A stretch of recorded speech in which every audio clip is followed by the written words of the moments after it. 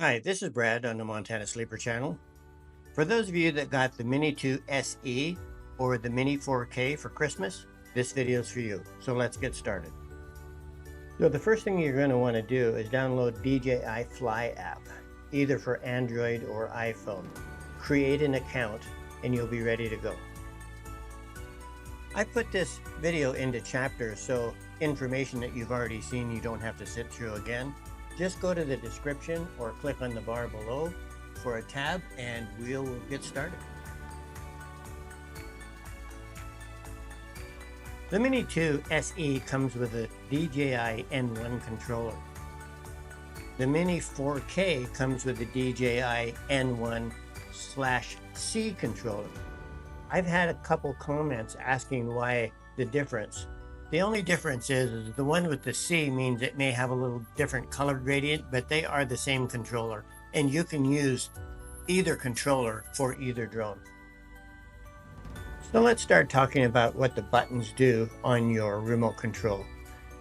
This is the same for both the Mini 2 SE and the Mini 4K. This is basically the same drone. The difference is the camera. So this button in the upper left is your function key, and when we get into flying the drone, I'll show you how to program that function key. Your joysticks can be stored here. This button switches from camera to video, depending on what you want it to do. This button will either pause your flight or cause your drone to return to home. This slide bar in the center will give you your 3 speeds. You have sport mode, normal mode, and cine mode. Cine mode is slow and will give you a nice fluid video.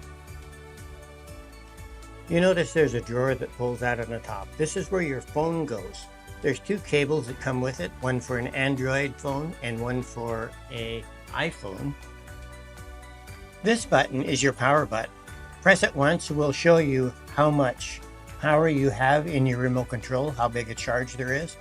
Press it once and press again and hold, and it will turn your remote on or off.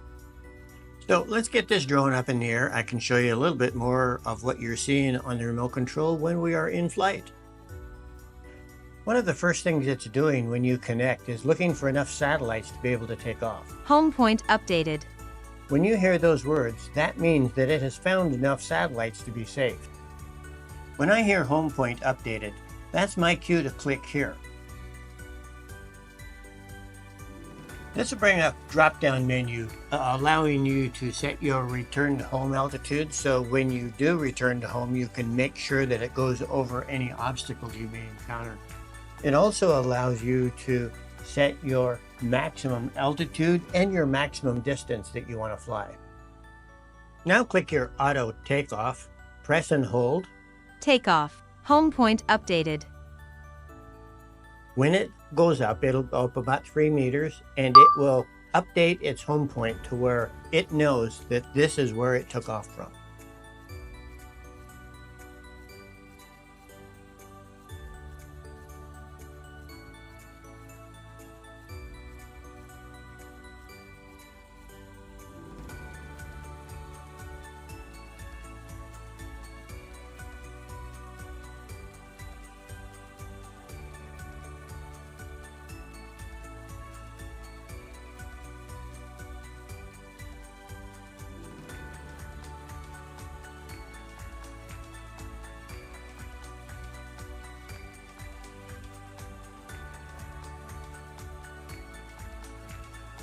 While we're up flying, let's go over a few things that you're looking at on the remote.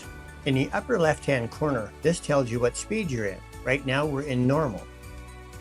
And remember, when you click on in-flight, it allows you to set and double-check your return to home altitude so everything is safe.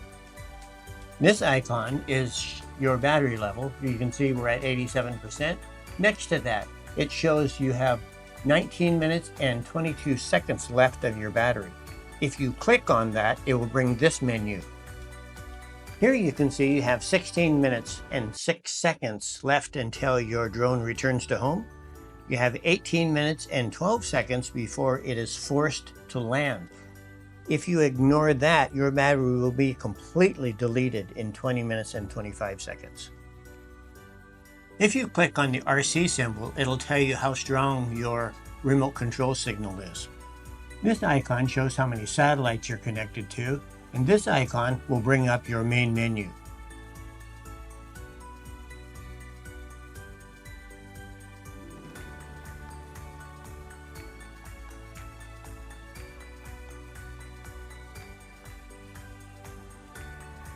This icon shows that you're in video mode. This icon shows the angle of your camera. We're at 30% now. This icon is your zoom level. We are at 1. This icon shows that we are recording. This is your camera settings. This is your radar. This is showing that we are 323 feet above ground. This is our ascending and descending speed. This is showing that we are 2,144 feet from our home point. And this is our speed indicator showing we're traveling approximately 22 miles an hour. So let's switch to the camera view so you can see what the camera is looking at this point.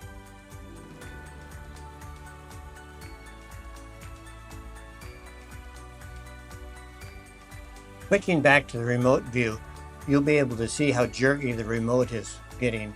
You can see that is a signal strength in the upper right hand corner, how the signal strength to your remote control is weak. It will automatically return to home. So that's what you hear when you lose connection between the remote and your drone. It's going to return to home. So from here we can switch back to the camera view and just watch it come home.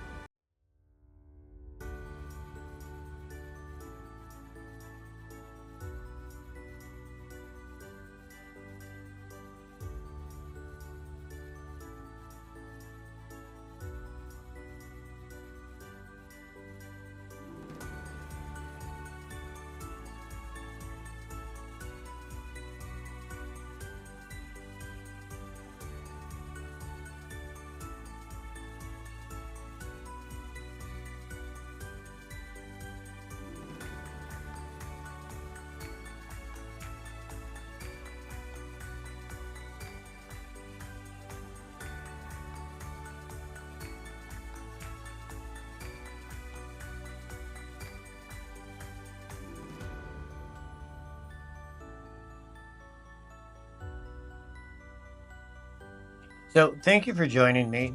If there's something you would like to see on either one of these drones that you didn't get a chance to see, by all means drop a comment and I'll try to put it together for you.